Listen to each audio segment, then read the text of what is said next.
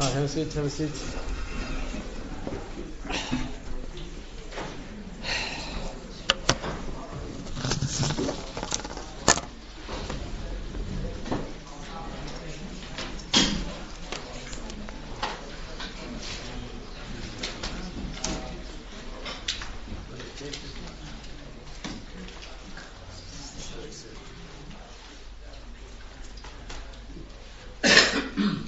Okay, so are we supposed to speak about food, right? Eating, yes?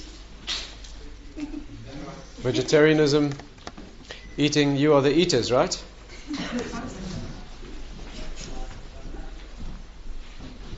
Not sure which aspect of the subject interests you, but there's a lot of things to say here.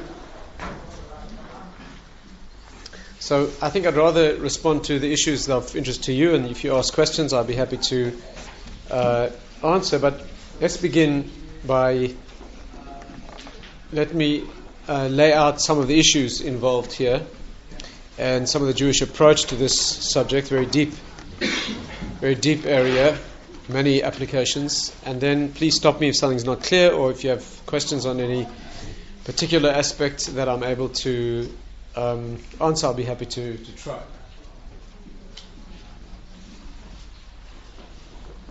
Many aspects. What does eating mean? Why do we eat? Why was the world created in such a way that we need to eat? What is the meaning of kosher food? Why some things can be eaten, some things shouldn't be? Why does that apply to Jews and not to non-Jews? What about the health aspects? What's Judaism's take on things like food additives and colourings and health things? Are you required to be concerned about that? Are you not? What about vegetarianism? Why is it okay to kill animals and eat them? Is there something wrong with that? Is it okay to be a vegetarian if you're Jewish and you want to be? There are many, many questions here. Did I cover most of the things of...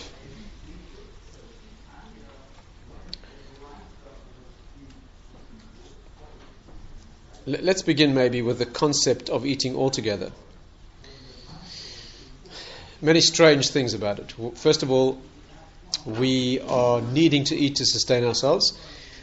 Secondly, eating is a peculiar activity because it is absorbing material from the world, which is both pure and nutritious and also not. You know that what the body does with food is it separates that which is nutritious and necessary and then excretes the remainder as extremely offensive process, right? Human being, very strange. Human beings is a creation that is holy.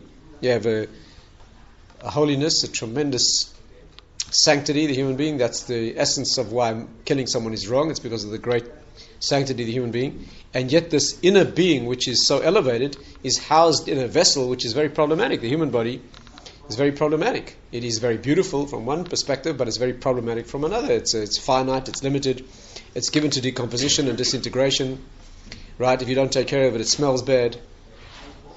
It excretes waste in a very offensive, within one's own body is contained very offensive excrements, not just close to one, but within oneself, right? Very strange thing that. What does that mean? Why are we created that way? The deep sources say that when Adam was created, right, this week we read about the creation of man and woman. When Adam was created, there was no excretion.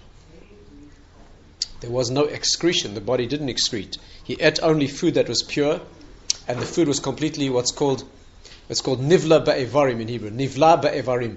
The food was absorbed completely into the organs and limbs of the body. There was no process of excretion. In fact, according to Kabbalistic sources, it wasn't possible to excrete because there was no back. Right? I'm sure you're all accomplished black belt Kabbalists. Yes? No? No? You're not? As any Kabbalist knows, when Adam and Eve were created, they were created as one androgynous being fused at the back. Right? Adam and Eve, there were two faces. One was male, one was female. And there were only two fronts. There was no back. Right? The back is always the place of spiritual darkness. Right? The front is always the side of spiritual elevation. That's why The Hebrew word for panim, which means the face. Who speaks Hebrew here? Anybody? Yes, no. The Hebrew word for face, which is panim, is exact. Pan in Hebrew means an outer face, right? Pan, panim, right, is an outer face of something, and yet the same word in Hebrew is pnim, which means shows you the inside, right? The same root in Hebrew, which means outside, means inside. Isn't that amazing? Anyone out there? Maybe you didn't eat this evening? Did you have dinner? Did you sustain yourselves?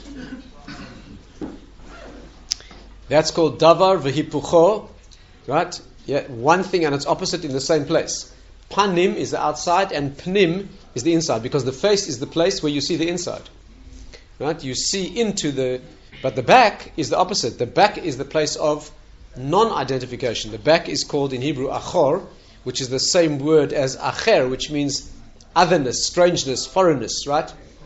You cannot recognize a person. From the face is a place of relationship and recognition, uniqueness of the human being. From the back is the opposite. The back is the side of darkness, unrecognizability, foreignness, and excretion. The front is the side of relationship and purity. That's called achoraim in Hebrew. You know that in Hebrew, idolatry, the worship of idols, is called avodat gilulim, the worship of excrement. Why? The worship of dung. It's not only an insulting term for something that is spiritually fallen. It's because there are two facets of reality. The face is the kedusha, the real thing, and idolatry is the wrong grasp of the same thing. It is an acknowledgement that there's something beyond the human being, but it's the opposite of what it should be. Instead of taking the nutritious part, they are taking the fallen part, the dark side of the spiritual world, and that's why it's called that. Now, when the human being was created, there was no such thing. When man and woman were created, there was no back. So there was only the sides of kedusha and purity. There was no place of foreignness or danger, spiritual danger, and of course there was no excretion.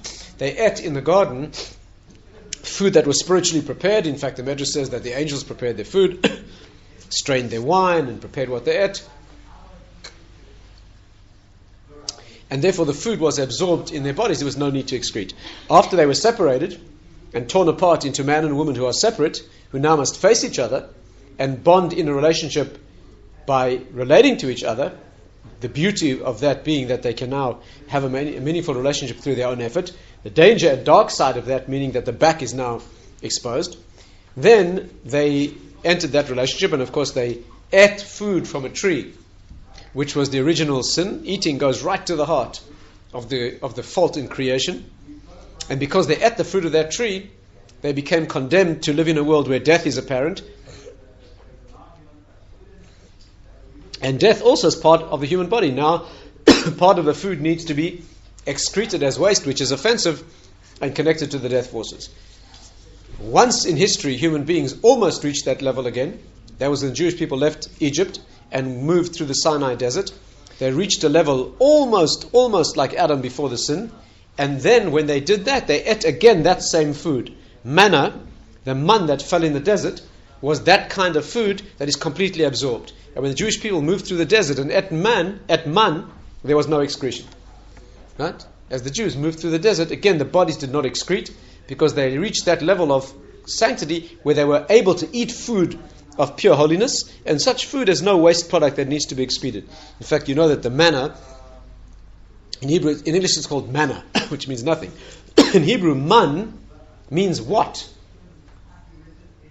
The Hebrew word man, they called it man, ki manu, because what is it? Very strange thing. You know that there's an axiom in the spiritual world that when a thing is limited, then you can say what it is. When a thing's unlimited, you can't say what it is. How can you say a specific word about something that has no limits? Any word that gives it a definition would be a limitation. Yes? So, for example, you want to talk about God. You can't say what God is. So therefore you say, what is He? You ask a question. Ma gadlu ma'aseh Hashem. How great are your works, Hashem? Or Ma rabu ma'aseh. How many are your works? Mi kamocha ba'elim Hashem. Who is like you? In English, you hear this as a sort of Shakespearean rhetorical, oh who, oh how great, oh how ma tovu alecha. But it's not rhetorical, poetic expression. It is when you can't say what a thing is, then the technique you use is you don't say what it is, you say what is it. Because I see a lot of blank faces. Is anyone out there with me? When you ask a question, you invite always more. Right? In fact, Adam, the human being in Hebrew, adds up to 45. Aleph, Daled, Mem, Adam, 45. Exactly the same numerical equivalent as the Hebrew word ma. The human being is a what? You can't say what he is. That will be limiting him. Again, I see still no enlightened faces. The word for human in Hebrew is Adam. Rearrange the letters, it spells ma'od. What does ma'od mean? Very. Very is a word that whatever you have makes it more. The human being is always what you see is not what you get. What you see is only the tip of the iceberg in the physical world. The spiritual extends way beyond the human being. Therefore, the correct word for Adam in the Kabbalistic system, the word Ma, which adds up to 45, or Adam, is the fourth of four spiritual worlds, and it's always the one of essence, the one where all activity is taking place. So therefore, Adam, the human being, is a creature about whom you can say what? What is he? When you want to talk about Hashem, Ma Rabu Masach, how great are your works? Right? You can't say, and therefore, manna was something that was indescribable spiritually. It was a spiritual food in the world. Right? They couldn't say what it was. It was multi-potential, multi-energy. For example, when you ate the manna, it tasted like? What did it taste like? Like anything you wanted. Right? It says, Keleshad Hashamin. The word shad in Hebrew always means, shin daled in Hebrew means something subject to imagination.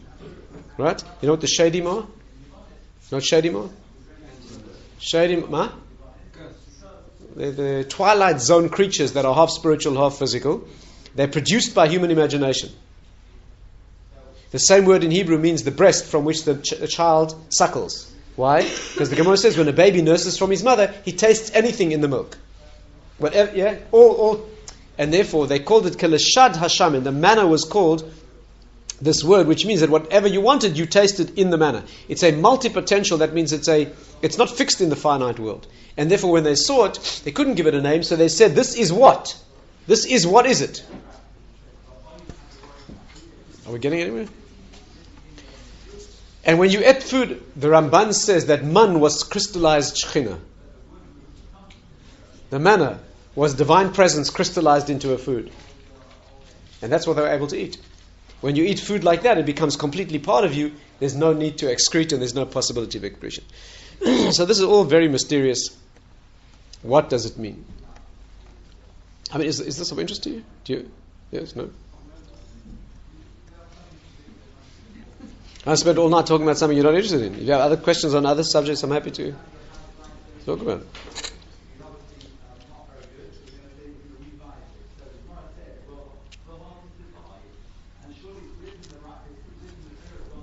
The secret of food is that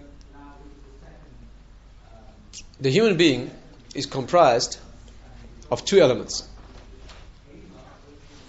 There's the vessel, which is the body, and there's the inner core, which is the spiritual being, or the neshama, the soul, or the 5 levels of soul. And these two are opposite. They pull apart like magnets that repel each other. They are rejecting each other. The body being finite and animal and subject to all the contamination that we spoke about before is not the appropriate place for a soul that comes from the spiritual world. That's a spark of infinity and spirituality. The two do not go well together. Right? The Midrashim indicate that when the soul is put into the body, it cries.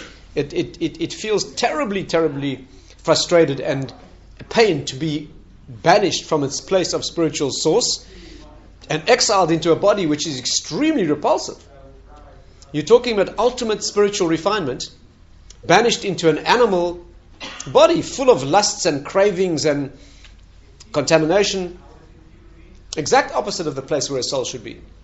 Where a soul should be is in the spiritual world as part of Hashem.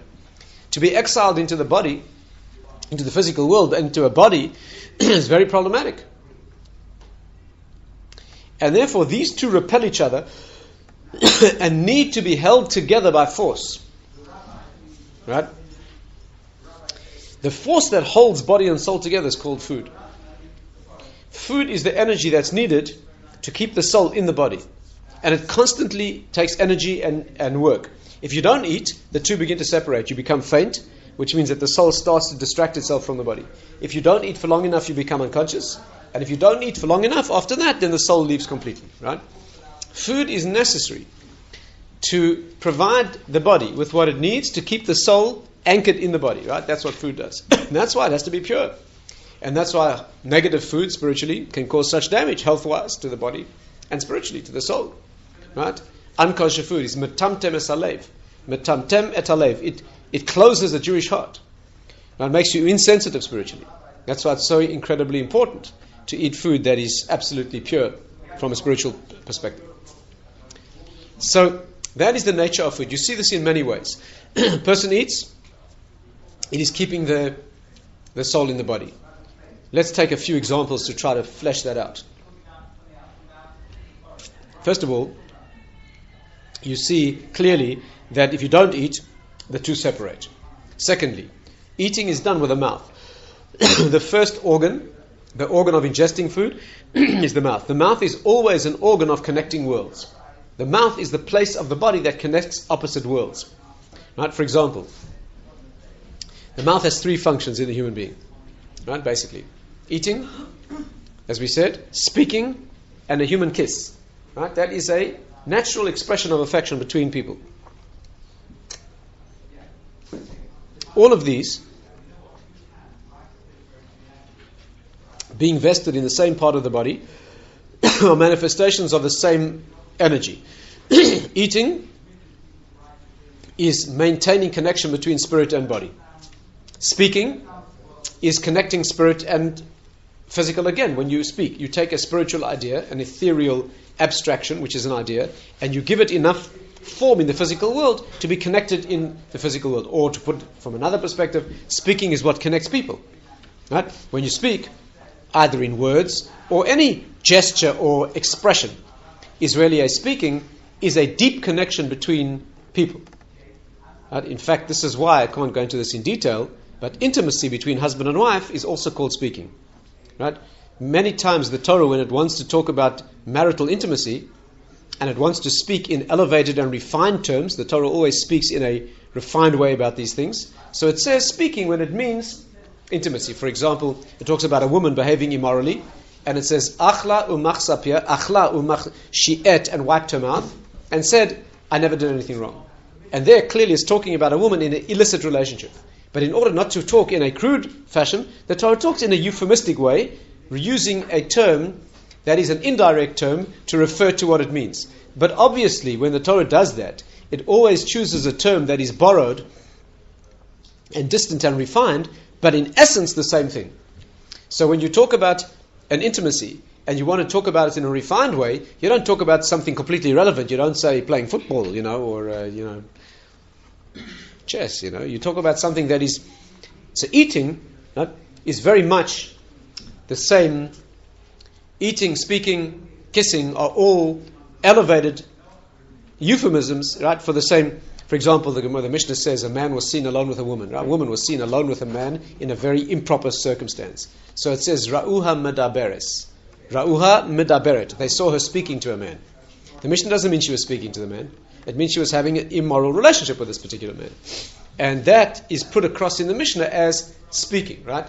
And there the Gemara makes it plain that speaking is not that she was talking to him. She wasn't selling him an insurance policy. She was engaged in an immoral relationship. And the Torah is used because speaking is a form of connection. So the Hebrew word dibur doesn't only mean speaking with the mouth. The language of dabar in Hebrew means to take an idea and manifest that idea in control in the practical world. Like dabar echad lador means a leader of a generation. Or yadber amim tachtenu. It means to take control of other nations. It means to take an idea or a plan and to execute it in practice, right? Speech with the mouth is only a particular example of an idea put into... I can understand why dibur can mean something spiritual and it can connect it with the neshama, but the idea of eating kind of contradicts the whole idea of Yom Kippur. You're supposed to be empty and you're supposed to even eat, and that's supposed to be the most spiritual day of the year. What's the problem? You detach from the body and give exactly You're that. not supposed to eat. Exactly the opposite. Eating, Slowly, one second. not eating itself is what connects you more to God and to your neshama way. Of course it does. It's because it takes you out of the body. You're making a mistake. Yes. So the fact that we're eating is beneficial to the neshama, you said. It keeps it in the body. On Yom Kippur, you want to free it from the body. That's what fasting. Control over it anymore. What? If it's detached from you, then what good does that do to you? If you're not so in you, Gets in contact with the higher world. It's not limited to your body. But God comes down here. He's more open to you. I don't know that you're still like Exactly the opposite. You're insisting on saying it exactly the opposite. Stay with me. Listen. Yeah. What happens is this. Normally you eat. What does it do? Keeps your soul in your body, right? Yeah. Which is very good for you. You're alive. But it brings your soul down into the animal domain. One day a year, you let the soul fly. One day a year, you step out of your body. You know why you take your shoes off? Because your shoes are what lock you into the world. The lowest part of your body fits into your shoes. The Hebrew word na'al means a lock. Shoe and Hebrew, lock. What's the connection between a shoe and a lock? It locks you into the finite world. The lowest part of your body, your feet, fit in your shoes, and that takes you through the world. The lowest part of your soul, called your nefesh, the lowest part of the neshama, fits into your body, and the body takes you through the world. That's why death in Hebrew, or spirituality, is always regarded as taking off the shoes. You're familiar with it. That's why when the Kohanim serve in the Bet HaMikdash, they take their shoes off. They're in a higher world. When Hashem speaks to a prophet, the first thing he tells him is take off your shoes. Because I want you to lift yourself into a higher world. Chalitza, when a woman takes off a man's shoe, she's saying to him, you refuse to marry me and bring a soul into the world. Keeping them apart, she takes off his shoe again and again. On Yom Kippur, you take off your shoes. You float out of the body into another world. You pay no attention to the body. All 5 parts of the soul on Yom Kippur are freed from all 5 parts of the body. So that's why there's 5 things you can't do on Yom Kippur. All of them are detachment from the body. You can't wear shoes, you lift yourself out of your body. You can't wash your body for pleasure, you lift yourself out of that. You don't anoint the body pleasurably, you lift yourself out of that. You don't engage in marital intimacy you take your body out of that, right? So Yom Kippur, so what you're doing on Yom Kippur is, you are taking yourself out of the physical world. You're allowing the soul not to be in the clutches of the body. That's exactly what you do. The reason you fast on Yom Kippur is so that the soul is no longer constrained. You're allowed to float above. And that's why Yom Kippur is considered the one day when the animalistic urges don't have any control of you. That's why the word hasatan in Hebrew adds up to 364. There's one day a year when it's not attached to you. And so on the contrary. Now in Judaism we don't normally do that. Normally we want to bring the soul into the body and elevate the body. But one day a year is a training exercise for letting the soul make contact with the higher world. Right? Not encumbered by the body. You understand? That's what fasting is. The difference between us and other religions is that we do that only as a training exercise in order to come back into the body and elevate the body. Other religions teach that the body is too low, too dangerous. The only way to become holy is to leave the body completely. All other religions. That's why in Christianity, if you're serious about being holy, you have to become a monk or a nun. Because you engage the body is much too dangerous. In all Eastern processes, there's a ascetic and celibate idea of leaving the body behind. We agree with that at certain times in order to... So the mouth is an organ of connection, and that's why speaking is done with the mouth, which is connecting. Eating is done with the mouth, which is connecting. And a kiss is a natural expression. It's the part of the body that's used, which doesn't make any sense at all. I mean, your mother has a child. She wants to express love for the child. She slobbers all over the child with her mouth. I mean, doesn't make any sense. It's dangerous. It's unhealthy. It's medically ridiculous. I mean, who on earth would... If you were a Martian, and I said to you, see these things, these are called humans, right? How would you imagine they express love and affection for each other? You'd come up with kissing? You'd have to be off your rocker to do. You'd come up with touching foreheads or sort of gently touching ears or something fine, and slobber over the person, share your germs with him. But the reason is because the mouth is the place of connection. And therefore that's the natural. And so eating is one of those functions. That's one way you see it. Another way you see it is that the sacrifices in the temple, the world survives because in the temple, in Jerusalem, the Bet HaMikdash, is the place of sacrifices. And offering sacrifices in the temple is considered to be the way the world eats. Right? I understand this more deeply. The Bet HaMikdash is the place of connection between higher and lower worlds. Right? In all spiritual references to the temple are as a place of connection. For example, the Bet HaMikdash is called the neck of the world. Kemigdal tzavarech. The neck is always the place that connects the higher world of spirit with the lower world of the material. Neck is the organ of connection. We've pointed this out many times. And therefore the temple is a place of connecting higher and lower worlds. And of course in the Beis HaMikdash you have the same three functions of connection: eating, speaking, and kissing. Eating is that the temple is the place where the world eats. The sacrifices are offered there. And all the korbanos, the sacrifices, have the laws of food. We'll try and understand that more deeply. The temple is the place of speaking.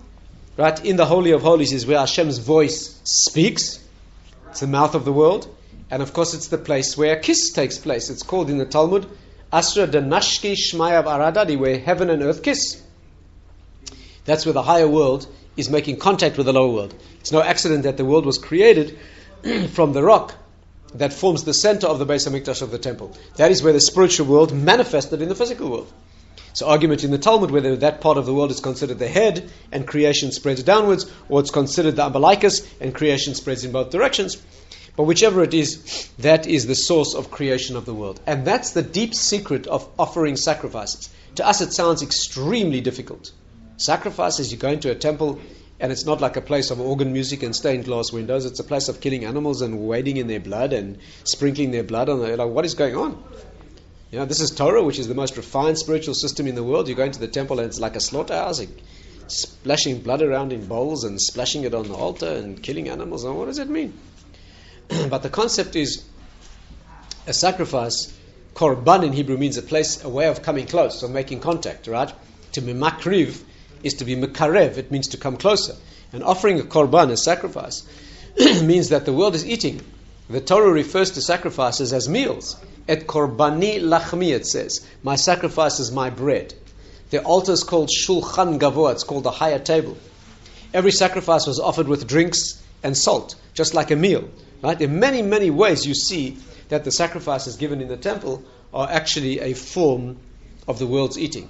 And of course the function of that is that the human being is a microcosm of the world. The human has all the parts of the world. One of the essential aspects of the human being is that he's a finite organism with a spiritual core of infinity. The world is a finite material entity with a spiritual infinite core, namely the divine presence in. And just like when you eat, you keep your spiritual being in your body, and if you don't eat, the two snap apart. The world needs the sacrifices to keep Hashem's presence, as it were, in the world. And when we're no longer able to offer sacrifices, the world looks the way it does now, which is almost dead. The spiritual presence is taken out. And that's the deep meaning of the sacrifices. Why it has to be animals and animals have to die, we'll try and talk about that separately. Of course, there are many sacrifices that are not animals. Flour and oil and cakes and bread and matzahs. There are many aspects of food, right? The table of the four kelim in the Mishkan. One of them is a table which has 12 loaves of bread, which are always fresh. See, bread is a very bread and food, a very important part of this thing. But the central idea, says the Nefesh HaChaim, of sacrifices is this is a feeding of the world in a large scale. Microcosmically, you need to take food in. In the macrocosm, the world needs to have this energy that we offer, as it were, that keeps the spiritual presence in the world. It's a very strange idea for us. We're not familiar. Some sources say that because it's so foreign to us and so primitive sounding to us, sacrifices, that's why we don't have them today. And that, of course, needs a long and detailed approach. It's a classically difficult subject. But this is the concept, is that all things need to eat, which involve a connection between spiritual and physical, need to absorb something from the world. You realize, I'm sure, that this applies in the lower half of the body, right? You know, the body has three layers. There's the head, that's the three higher forces. There's the chest, which is the middle three, talking about the spheres, right? The sphirot, the mystical levels of the world. And then below the diaphragm, you have the lower three. And in each of these, of course, there's an absorbing of material from the outside world. In the lower half of the body, it's food, which is material substances that are absorbed. They go into the circulation. The stomach absorbs the food, and the bowel is taken from there through what's known as the portal circulation to the liver. By the way, that's why it's called the liver. Why is the liver called liver? Where'd they get that from? It sustains life, right? Why does the liver sustain life more than other organs? Because that's where it absorbs the food. Food is taken from the bowel and absorbed into the liver, where it's produced into the foodstuffs, converted into foodstuffs that keep the body alive. In Hebrew, it's called kaved, the heavy part. In Hebrew, the liver is called kaved. It also means kavod, which is a deep connection. But kaved is the heavy part, where the blood is fed and nourished. And of course, in a child, the liver actually produces blood. That is the part of the body that is the lower third of the body, which is the heavy part, which is the part most connected to the physical world. But of course, in the middle section of the body, you have a more refined version of the same thing. What's the middle section of the body? Heart and lungs. What does heart and lungs do? Also absorb from the outer world, but something much more refined. In this case, it's the ephemeral, ethereal notion of air. You're not absorbing something coarse and physical like food into the bowel. You're absorbing something very refined in the form of a gas, air and oxygen. And that is, and of course, just like the bowel is absorbing food that is necessary and excreting the component that is not, similarly the heart and lungs are a system that absorb the gases that are necessary and excrete the ones that are wasted and toxic, right? This is exactly the same parallel process. When you get into the head, of course, what's absorbed is not something as material as air, but something as immaterial as experience. Through the modalities of sense, the eyes, ears, nose, and mouth in the sense of taste, elements from the world are absorbed into experience, and the function of the mind should be to absorb the pure and to reject and excrete the notions and spiritual things that are negative. Those are three layers of the same pattern in the body. Any questions so far?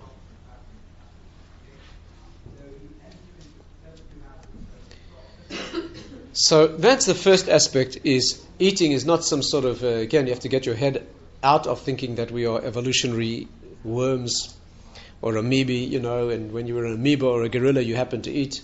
Wasn't much else to do. So now you're, advanced update on a gorilla, so you break your diet, every day and eat. That's not the idea. The idea is that the world was created this way, that life actually depends on this energy that glues together soul and body. Let's talk about vegetarianism for a bit. Eating meat is not a simple matter at all. In fact, we are now going through the parshas. Last week we read about the formation of the world and Adam. This week we read about the flood, where mankind of that generation was destroyed. So the Talmud makes it clear that until the flood they were vegetarians. Right? Man was not allowed to eat meat. On the contrary, nothing would have been more brutal and more silly. When a human being was created, he was not allowed to eat meat, and it would have been ridiculous. Animals were sentient living beings. According to Kabbalistic teaching, the animals were on a human level then. What are animals for? By the word, the Hebrew, what does the word animal mean? What does animal mean? It has a soul. Anima has a soul. Chaya in Hebrew means a living being. The Torah says if you kill an animal unnecessarily, it's called spilling blood. There's no question about it. And on the original level, animals were man's agents doing the mitzvahs in the world. The Kabbalists say that man was the director, and the animals were all sentient beings on the level something like humans are now, and their task was to carry out the mitzvahs in the world. Why does the world need animals? Why do you need animals in the world? You need boa constrictors in the Amazon jungle? You need you need them? Really? Well, I don't. They needed because in the original primordial creation, each animal served the function. It did a certain mitzvah. It kept part of the world alive. Right? All orchestrated by the human being. And they were, right? You can see if you look at animals carefully, you can see they have a tremendous wisdom. It's blunted. They don't have the consciousness of it. You see that they're not aware of their own wisdom. Right? But you see they have tremendous wisdom, the instincts and the perfection with which animals are able to fulfill what they do. That's it. You ever spend time in the bush?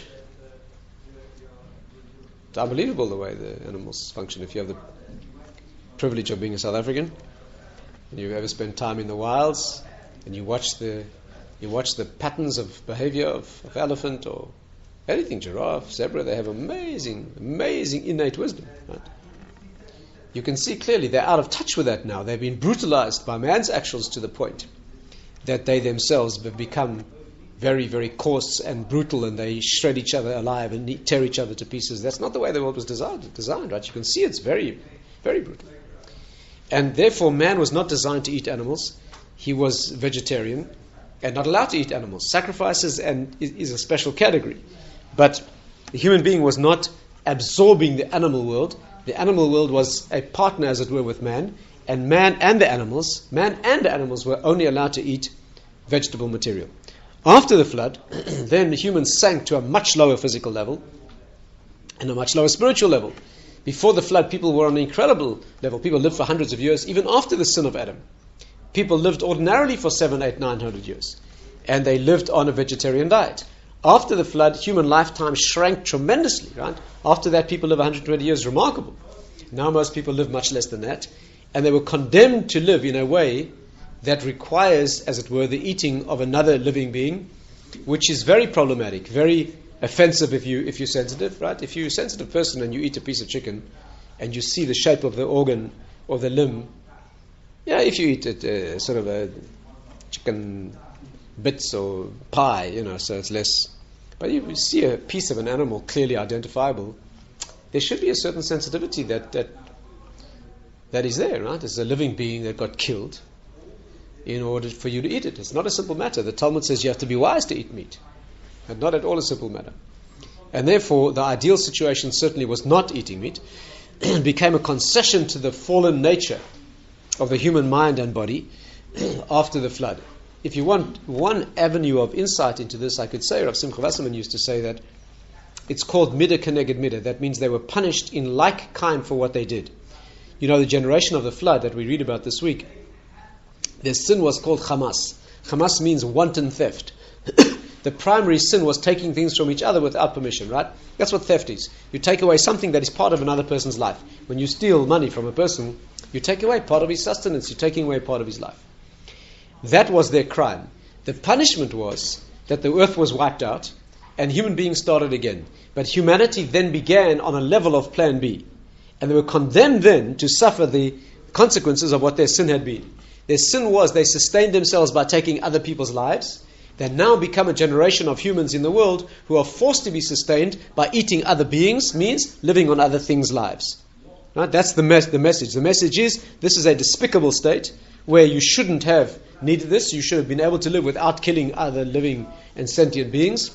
Now you're condemned, as it were, to live by means of having to kill creatures, as it were, to sustain yourself, which is a very great humiliation and is not an ideal state. When the Mashiach comes, humans will once again be vegetarian and animals will once again be vegetarian. Animals won't tear each other apart alive with tremendous cruelty and brutality and insensitivity. The world will again,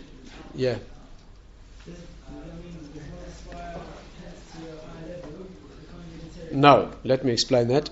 Why you're not required to be vegetarian today is because now that the world has fallen to that level, we are no longer required to remain above it. You are allowed to be a vegetarian if you don't like eating meat. If you are very sensitive and you see the meat and it feels you feel awkward and doesn't make you feel good, eat vegetarian. Just one second. You're certainly allowed to. What you may not do is say, it's wrong to eat meat, and therefore I'm not doing it. If God said it's okay, it's okay. He knows more than you. So you don't have to say that. You can say, I don't enjoy it. To me it feels, right? Some people say, look, if you've ever been to a slaughterhouse and you've seen what's going on there, and you don't like that idea, so you're not saying it's wrong. Hashem said it's okay, right? But there's a deeper idea here, and that is this. I'll come back to your question if you remind me. But let me just say this. There's a principle in Torah which is an amazing principle, which says whenever a fault occurs in the world, a breakdown, a problem, the tikkun of that problem is to use the problem for its own tikkun. Amazing principle. I'll just give you one example. When man was naked, right? They were naked, man and woman. They weren't ashamed. After the sin, they became ashamed of their nakedness. I'm not going into the whole story why and how. What did they do? They took leaves, fig leaves, to cover themselves. The leaf of a fig, the ta'ina. Why? Because Rashi says the fruit they sinned by eating was the fig. So when they covered themselves, they used the leaf of the fig tree. Why? The place of the problem must now be the tikkun. The Midrash says that other trees would not give them their leaves because they had sinned. Only the fig tree, which had been used for the sin, gave its leaf. By the way, you know that figs in Hebrew, ta'ina, is always the symbol of physical pleasure. Wine, grapes, is always the symbol of spiritual pleasure. Wine goes to the head. Figs is always ish tachat gafno, the ish tachat ta'enato. Always two dimensions. Sitting under your vine, which is the wine of spirituality, sitting under the fig, which is the perfection of the physical world. But be that as it may, but Hashem went further. When Hashem saw them hiding the naked parts of their body with fig leaves, He came into the world and He sewed them garments completely that covered them. What's the message? The message is, clothing is a sign of your shame. If you were spiritually innocent, you wouldn't need clothes. You could walk around naked, and the beauty of the body would be apparent. It was glowing, their body beforehand. You would not be ashamed. Now that you've sinned, you need to cover the shameful parts of the body. And Hashem said, no. Now you must use the problem for its own solution. So now we use clothes to hide the nakedness, but to reveal the dignity. See, the message of clothing has two functions. One is that a garment, a beged in Hebrew, is hiding nakedness. But it's revealing dignity. When a king wears royal garments, the garments hide the king, you can't see him, but you see he's a king. Again, you have to understand there's a wonderful, wonderful message, a long lot to talk about here. The concept of a garment in Hebrew is always something that is two-faced. It's two-faced. It hides, and the Hebrew word beged means a traitor. What has beged got to do with boged? Begidah. What's the concept? Because a boged is somebody who's one thing on the inside and shows another thing on the outside. In Old English, the word for a traitor was a turncoat. By the way, in Hebrew, it's very exact. The word beged, which means a garment, also means treachery. The word me'il in Hebrew, what's a me'il? A coat. A coat is an outer garment. The word me'ilah means spiritual treachery. When you take something from the inner zone of spiritual sanctity and you bring it out for the profane, that's called me'ilah. In fact, it's beautiful. The other word for a garment in Hebrew is levush. The Medaktikim say levush means lo bosh, not to be ashamed. Levush means not bosh. It's against busha. So the message is like this.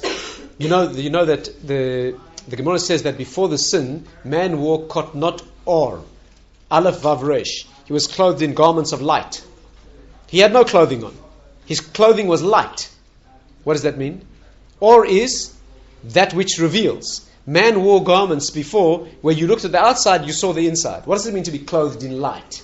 It means when you look from the outside, you see the inside. Tocho kabaro, and that was apparent. The reason he did not need clothes was because the outside looked like the inside. The outside was incredibly spiritual, right? The angels couldn't tell the difference between man and Hashem. That incredible beauty was because the body was a perfect reflection of the inner being. After the sin, the body and the soul crashed into war. Now the body looks animal. Why do you feel ashamed with no clothes on? You stand in front of the mirror with no clothes on, look at yourself. Why do you feel ashamed? You know why? Because inwardly you know you're angelic, and outwardly you look like a horse. That's why you're ashamed. Because you know your body looks grossly like an animal. And you know you're not an animal. What's the response? To hide the body. But in hiding the body, you reveal your dignity. Animals don't wear clothes. You take the problem and make the problem the tikkun. That's why we're so fussy in the Jewish religion to wear decent clothing and to look refined. That's why your clothes have to be clean. We wear garments only for dignity. For example, the lower parts of the body, the more the function of lack of shame, and the less the function of dignity. The higher the part of the body that you're clothed, less is the function of hiding nakedness, and more of it. Your shoes are not there for dignity. Your trousers are not there for dignity. Your trousers, you don't look like a horse. But when you get to your hat, for example, your hat is not there because you need it as an artist. That's only a revelation of, why do you wear a hat? A hat is purely, we don't wear that to keep the rain off. A hat is something that's called kavod rosh. It's a special garment that reveals the dignity of the one who wears it, right? Anyway, it's a long story. But sorry, what was your question before I move on? Well, what you said was interesting about vegetarianism. It's something, yes, I totally agree with it because I am a vegetarian. A lot of Jews are among the largest race of vegetarians, I believe. Fine. Okay. So now the concept is like this, that you use the problem for its own correction, right? Now, here's what happens with eating meat. There's an idea that comes to the forefront in Hasidic writings, which is this. Eating meat is very problematic, right? An animal gets killed. On the other hand, it's a tremendous elevation of the animal when you eat it. And the idea in Hasidus is this. You know, in the secular world, they say you are what you eat. Right? That's a very deep idea. And it's like this. The food chain works like this. An inorganic, that means a plant, absorbs the inorganic world, absorbs the chemical world into its own being. An animal eats the plant and absorbs the plant material into it. When a human eats the animal and absorbs it into himself, he's elevating the whole process into human material. So it means like this, that the whole process of the world, from the very inorganic materials of the earth that become plant material, from the plant material that becomes animal material, from the animal material that you eat, you absorb the whole world into part of your being. Now what do? Well, if you eat an animal which has eaten plants, which has eaten chemical material, and you go and spend the day with the energy from that food to do mitzvahs in the world, amazing. You've now converted the inanimate and plant and animal world into spiritual value. Nothing could be better for an animal than that. You've elevated an animal into the spiritual world. On the other hand, if you eat an animal and then you spend the day sleeping, or even worse, you take the energy of that animal and its life essence, and now you go do bad stuff in the world, you just killed a chicken. Every chicken prays fervently, I can assure you, to be eaten by a tzaddik. Every chicken desperately longs to be eaten by a person of spiritual greatness so that it can be elevated into the world. Every carrot prays fervently to be eaten by a chicken that's going to be eaten by a tzaddik. And every molecule of sodium chloride, etc. in the world prays to be eaten by a carrot that gets eaten by a chicken that gets eaten by a tzaddik, so that the whole... Do you understand what's going on? And therefore, that's what the Talmud means. You have to be wise to eat meat. You have to be spiritually elevated, so that when you eat the meat that's eaten the plant, that's eaten the aspect of material world, you've elevated the process and you are very responsible. You've now taken this aspect of the world into yourself. You must produce something that represents an elevation of that food. Otherwise, you should not be eating meat. Yes, that's the concept. So on the one side, it's brutal, an animal dies for this. On the other hand, the tikkun is that he gets absorbed into the spiritual world, and of course you should make an effort to do that. And that's why great tzaddikim are very careful what they eat. Will never eat anything more than necessary. Make sure that everything is used responsibly and converted correctly into spiritual energy. That is the concept of, that's a basic approach to vegetarianism, and why we have a natural repulsion when we see people eating animals and killing them. It's not the way the world was designed to be. In this fallen phase of world history, it is unfortunately the norm. Speaking as a doctor, what I said up to now is on Jewish terms. Speaking from a medical point of view, you may not agree with this, but it's a fact that the human being is tuned to eating meat. Our bodies are built in such a way that we actually need animal protein. If you want to be a vegetarian and make sure you get all your protein needs and other needs, it can be done, but you have to eat intelligently. The most basic way to show this is that first class I'm going to give you a lecture here about dietary, medicine, but just give you one illustration. There are two kinds of protein, so-called, in dietary science. One is called first-class protein, one is called second. First-class protein, by definition, is protein that contains all the amino acids of the human... Protein is made up of various amino acids, right? A couple dozen, more or less, amino acids. Those amino acids are protein components of which the human body needs all. If you're lacking one of those amino acids, you cannot synthesize all the proteins you need in your body. First-class protein is protein that contains all the amino acids, which means if you eat protein from one of those sources, you have all your subcomponents of your protein needs met. Second-class protein is protein, but does not contain the full array of amino acids. Now, the only first-class proteins that there are meat, fish, and milk products, right? That's first-class protein. If you eat meat or fish, or if you eat eggs, or egg white, or milk, those are animal products that contain first-class protein, and you will have all your protein needs met. And the human body is designed enzymatically to digest such protein, and that will keep you healthy. It has side effects too, by the way. Eating meat also got very negative side effects. But if you eat second-class protein, which by definition is vegetable protein like legumes, peas, beans, pulses, wheat, many sources of protein in the plant world, none of them are first-class protein. Each of them has only a subset of the amino acids you need. And therefore, eating one vegetarian food, you cannot survive, right? Because you are missing amino acids. If you combine your vegetable foods correctly, so that you cover all the bases, that means you have is this clear? You eat a combination of nuts and protein containing legumes and so forth. Intelligently, you can cover all the amino acids. But you need to know what you're doing to make sure that you don't become protein, or for that matter, mineral or iron deficient, or folate deficient, or B12 deficient. These are common problems in people who are vegetarians, and especially common problems in people who are vegans, who eat no animal products at all. I'm not saying it can't be done. It can be done, and some people say they feel incredible eating food like that. There's a lot of mounting evidence today that a diet that is predisposed towards fruit and vegetables and grains and cereals is extremely healthy, and that one should eat a minimum of meat products, right? Because for all they containing all the amino acids, there's no question that they have tremendous side effects, both in terms of cholesterol and many other problems, which are today considered to be part of the thing. Fish is considered to be healthy today, especially certain types of fish with omega-3 acids. And in fact, our Jewish tradition is that fish are extremely healthy, right? There's a Hasidic tradition to eat fish every Shabbos. Fish were not subject to the curse. When man was cursed, the flood that wiped out the world did not wipe out fish. Right? Fish were not subject to the problem, and that's why you don't have to shecht fish. Animals need shechting. They need a separation between the world of head and the world of body. Otherwise, they're incredibly spiritually damaging. Fish have no neck.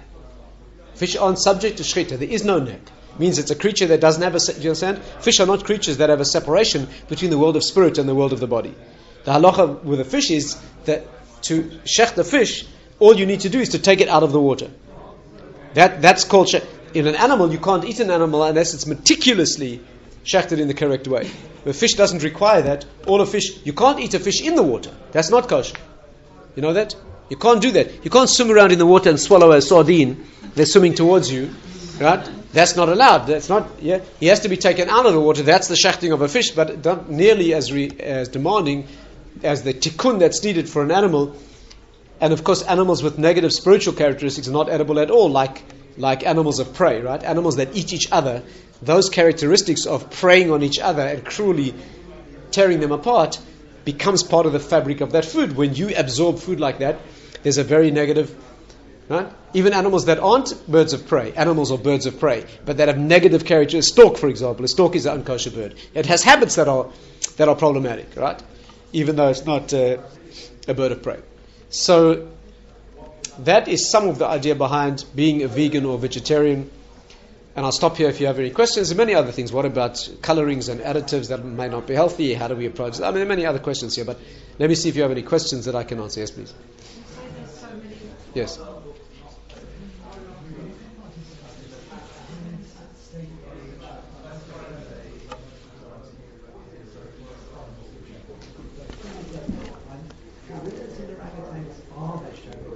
Chimpanzees aren't, and indeed they are aggressive. So the thing is, what I will say is that the animals closest to us are chimpanzees aren't, and therefore they are more aggressive, and there are certainly more aggressive. Okay, we don't eat them. Sorry? We don't eat them. No, but I'm saying I am more or less vegan. Yes, please. Why do we need fish? Because they're so, all the waters are so polluted, full of mercury. Yeah. Yes. You shouldn't eat Could meat. be doing us more harm Fine. than good. You shouldn't eat contaminated food. Obviously. Only wild. Only what? What? Only free fish in the wild ocean. Right. Wild fish. Yes. What's your question? I don't hear the question. No, you're saying that we need it. But You need protein. Yeah, if you're doing, if we could be taking it in other ways, like if we eat too much meat, you can Yes. have Absolutely. too much acidity in it. Of course. I said so. So, like, why do we need it? Need what? You need So protein. we need fish, meat. I said that's for you. No.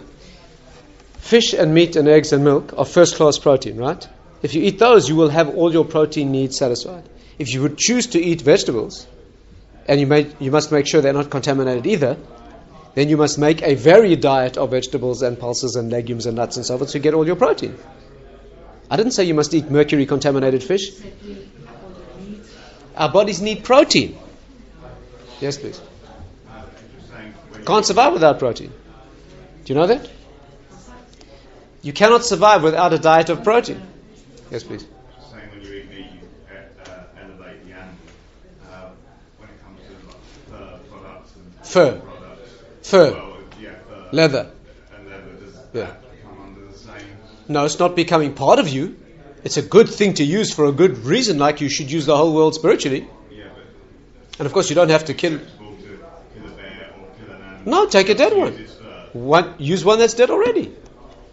Okay, but You have to kill it for that. really farming animals for their First of all, there's a Torah prohibition of cruelty. yeah.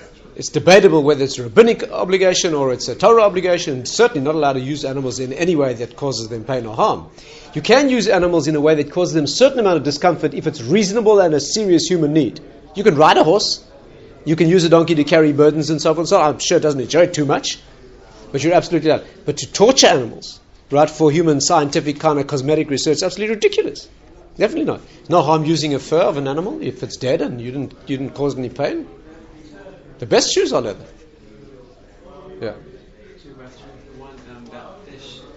From what I understand, people intend to dash them over the head so they don't suffer when they come out of the water.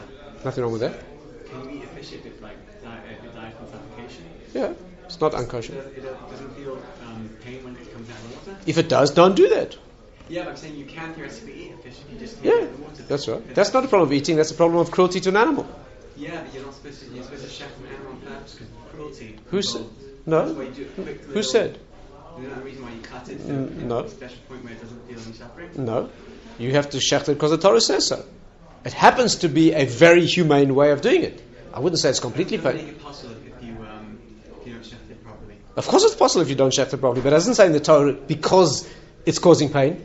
But not because of that. We understand that. It doesn't say that. Again, you're making a mistake. There's a separate prohibition of causing pain to an animal. Even if you could shecht it in an absolutely kosher way and you caused it pain, you'd be out of order. You're not allowed to do that. You have to feed your animals before you eat. You know that? I see we should have had a lecture here on kindness to animals. Do you know that it's a Torah obligation to feed? You're not allowed to eat till you fed your animal. If you take the responsibility of looking after an animal, you're not allowed to eat till he's... You know why it says? Because it says, "V'nasati esev b'sa." I will give produce in your fields, right? I will give produce in your field, livhem techa, for your animals, v'achalt, and eat and be satisfied. So the Talmud points out, it says food in the fields for your animals, and then it says eat and be satisfied. So first animal has to eat, and then you eat. You can drink before you feed your animal, but you're not allowed to eat. You come home and your dog's hungry. You can have a glass of water, but you can't eat lunch till you fed your dog or your fish. Right? That's a Torah attitude.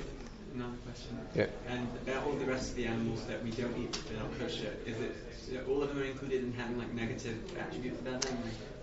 No, all non-kosher animals will have a spiritually desensitizing effect on you. Each one may be for a different reason and a different characteristic, which the Kabbalists would go into. Sometimes we may not be aware of them.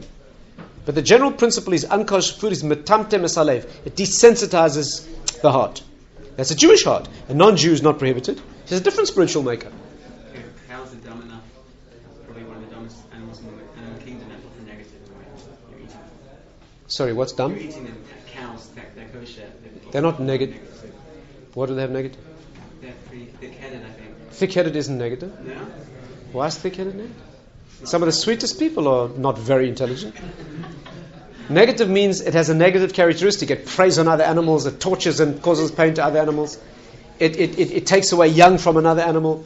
It puts its eggs in another bird's nest and displaces that bird's eggs. Those are spiritually odious characteristics. Being unintelligent,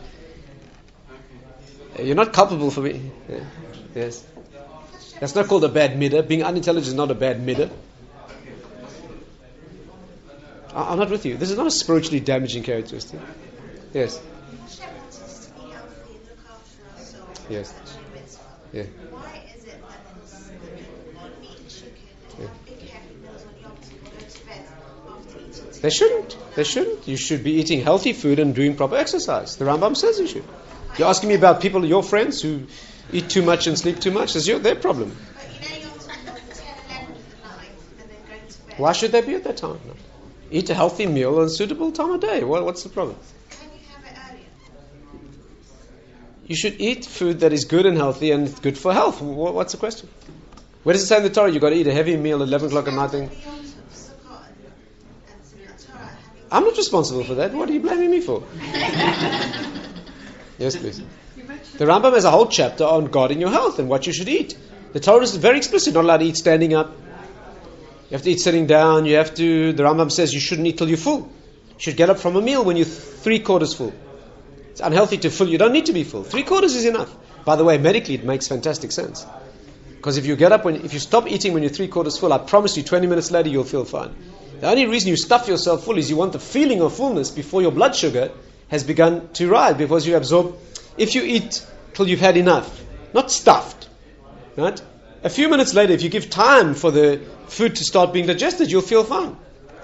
It's another reason people have sweet desserts. They want a punch and a kick in the blood sugar so that you're taking something sweet and you feel, you don't need to do that. If you have a good meal, enough for yourself, 3/4 full, wait half an hour, you'll feel fine. Yes, especially if you eat proper glycemic index foods, where the food's absorbed gradually and in a healthy fashion rather than having boosts and drops in your blood sugar. It's very, medically, doesn't make sense at all. Yeah. So how should people like us, like normal people, approach eating meat in terms of how much is good to consume? I'm talking in spiritually, how much is good to consume? Does it dull your character if you eat a lot of meat? It dulls your character if you eat too much of anything, and especially meat, which is more spiritually problematic. There, the correct approach is the Torah approach to that is what's considered normal from the health perspective of the consensus of experts in your generation. That's what you're required to do. If today it's considered unhealthy to eat trans fats, right, or saturated fats, for example, which is the common wisdom today. In 10 years' time, they might change their minds. The evidence today suggests that. A Jew is required to do what the consensus of broad expert opinion is in your generation. If they change their minds in 10 years' time, you're not guilty for having done wrong before. And if you don't do what's considered normal in your generation, by broad societal standards, you're negligent. If you want to know how much protein you should eat from a medical point of view, so the facts show that for a normal adult male, if you eat about 70 grams of first-class protein, that's like one helping of fish a day, you will not break down your intrinsic body proteins. In other words, that's a minimum. So 70 grams is not much at all. 70 to 100 grams, you're talking about a small helping of fish, right? First-class protein. If you eat that every day, you will not force your body tissues to break down protein for amino acid. Your body can then afford to break down glycogen and fat, which is much healthier for you. And the rest of your intake should be from the groups of foods that are recommended for each day. We eat much more than that. We eat much more protein a day than most of us, than 70 grams, right? But one egg a day, or egg white, or one helping of fish, something like that, give you a dieting clue for those who are interested in dieting. If you want a very successful diet, I mean, most people will stick to this because it's not easy. But if you eat only 70 grams of protein a day, that's all. And the rest you can make up with virtually non-calorie containing foods, like vegetables, and you can have cabbage soup, and you have as much carrots as you want. You'll turn orange, but you will lose weight dramatically, and you won't break down your own body proteins. Because once you're restocking enough intrinsic protein, your body will break down fat stores, which are much richer in energy than protein anyway, and that's fine. But if you don't eat protein either, then your body will unselectively break down your muscle bulk as well as your fat, and that's not what you want. Yeah, so a good diet, if you want a dietary tip, you eat a diet of about 100 grams protein a day, plus plenty of vegetables and vitamins and minerals and everything else, and plenty of liquids, so you're not missing any vital ingredients, and almost no other calories. You'll lose weight like a bomb. Yeah. But people don't like it, not tasty. Vegetables can be contaminated. So cool. Does that mean non-organic? No, vegetables can be fertilized with human fertilizer and all kinds of stuff. Yeah, the whole world's subject. What? What does organic mean? Fine, of course. Why should you eat pesticides? Jewishly, by the way, it's not a real problem. That means if food products like food that has been sprayed, or where there are colourings or preservatives which have never been shown to be healthy, by the way. In the British Medical Journal some time ago, there was a leader article pointing out that many food colourings and additives that are used today have never been demonstrated to be healthy. Never conclude. Jewishly is not such a concern, because if it's broadly accepted in society as considered normal, but there are certain provisos, then you're not required to fuss about that Jewishly. If you're not naive, you know that there are certain dangers and problems, then you wouldn't be allowed to do that stuff. Yes. Why do we need? I think we asked at the beginning. Why we need this? Why we need this to be created in this way? I answered that. It's because to keep spirit and body together. Why couldn't we have neshama and guf together without having to eat? Well, the notion of having a neshama and a guf is that you have a spiritual element pulling in one direction, an animalistic, childish, brutal, earthy element pulling in an opposite direction, and that's how you have free will. It's because you're located in the interface between those two. Now you need a way of holding them together and a way of being able to discipline one by means of the other. Now if you go back and say, why did God need that? If you keep going with that chain of questions, we get to a point where you can't ask those questions. Yes? As far as I know, in England you can't get organic kosher meats and things like kosher eggs, which is battery farming. Yeah. Is that something the community should be concerned about? Maybe. It depends what the issues are. If it's cruelty, certainly. If it's a notion of organic, which has not really got any real parameters, by which I mean not clear spiritual sources in Torah, and not an issue like cruelty or contamination by, hormones or stuff, then possibly not. Again, what I'm saying to you is this: if the notion of an organic product, whether it's animal or vegetable, is purely spiritual, in other words, there's a modern or New Age type of conception that if it's so-called organic, it's better spiritually. I'm not sure that washes Jewishly. We have to find a correct Torah source for that, right? Or an empirical evidence that actually makes a difference. That I'm not sure you have to be too concerned about. If evidence comes up and it can be shown, or there's good cogent reason to assume that, or there's evidence, that means organic is free of certain acknowledged problems like pesticides or so forth. Absolutely. So each case will have to be judged on its own. How much of the organic world today is a marketing kind of new agey kind of fluffy thing, and how much is actually real concern for issues like cruelty and contamination? You have to make that distinction, and to the extent that distinction is real, absolutely have to take care of that. But not because it is called organic, but because the issues that Torah recognizes there. Probably cruelty to animals weighs in much more heavily than, I don't know, which particular method of, you grew it under a full moon, or that's a real thing. It's absolutely unacceptable that animals are mistreated and unnaturally. It's not only wrong from a cruelty point of view. It's just an insensitive, completely insensitive way to treat the natural world. Genetic modification is another issue of crops and so forth. There's no hardcore Torah prohibition of manipulating the natural world. There may be very unwise aspects to it that the good common sense should urge us to stay away from. But the raw issue of changing a natural thing in itself is not a hardcore Torah prohibition. Unless the Torah says so, like grafting certain species that aren't allowed to be done. Torah is very concerned about not mixing things from different worlds. You're not allowed to wear shatnez in your clothing, right? Wool and linen stitched into the same garment. Why? The Kabbalists explain wool is from the animal world, linen, flax is from the plant world, and certain of those things shouldn't be mixed in a certain way. It's a spiritual thing. Or planting two crops in close proximity, two different types of crops that suckle from the same ground. There seems a spiritual problem in that. Grafting certain things, a nectarine, for example, right? Not good. It's two species that have been grafted. It's not forbidden to eat, as it happens. Not allowed to do it, though. Yeah, any final questions? Yes.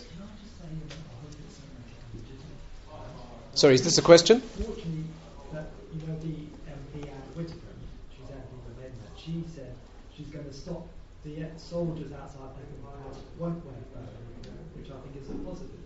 Because it's going to be after the issue. The way I see it is about planting. Yes, any other questions? Rabbi, I just wanted to find out, you mentioned shoes. Yeah. Like connects you to the world. When we done it, yeah. Why don't we Excellent question. In fact, in Talmudic times, until Talmudic times, the law was you had to take your shoes off when you davened. Prayer is a stepping into a higher world. That's why the Kohanim in the temple don't wear shoes. And the law was that when you started praying, you both took off your shoes and stepped down into a low place, because it says, I called out to you from the depths. So the custom shuls were built not with a bimah, but a depression. And as many ancient shuls you go to today, you'll see where the chazan stands is a low place, not a high place. That's fallen out of use. And also the shoes, probably, you have to be on a level of being able to feel that spiritually. Today, when the Kohanim bless the people, they take off their shoes. But for us to daven naturally by taking our shoes, probably for us it's more important to look dignified right? Because the law is when you speak to Hashem, you have to be dressed like you're dressed in front of a king. It's not right to come to davening in your old sweatsuit and your Crocs. Not right. You wouldn't go see the Queen that way. So when you stand in front of Hashem, you shouldn't do that, right? Some say it's even, unless you're properly dressed, it's better not to daven. So therefore, today, probably being properly dressed with your shoes on is probably more of a respect issue, right, than the spiritual elevation of being able to do it. At which time in history that fell away and why it changed, I'm not exactly sure. There could be other reasons that it changed. I'm not familiar with that. But you're absolutely right. Initially, when Hashem appears to Moses, when God appears to Moses, Moshe Rabbeinu, before he starts speaking to him, the first thing he says is, take your shoes off your feet. You want to speak to me? Move up into my world. Amazingly, when God appears to Joshua, he says, take off your shoe, not shoes. So the Malbim points out, Moshe Rabbeinu's level was much higher. He could take off his shoes completely and flip into... Yeshua still remained with one foot in each world. One in the higher world, one in the lower world. He was the Talmud, the disciple, the bridge between him and us. So that's already at that level. Yeah, the last point. Okay, so this was a basic introduction. I think I have a cassette somewhere, or CD, called Vegetarianism and Jewish Eating, which I think goes through most of the stuff we discussed, and you could probably download it, those of you interested. I think we're on the web somewhere, on 613.org or on Simple to Remember. You can download that thing and listen for free on the web. But I think it goes through more or less what we discussed this evening. Okay. I'm not vegetarian, no. I don't happen to like eating a lot of meat, but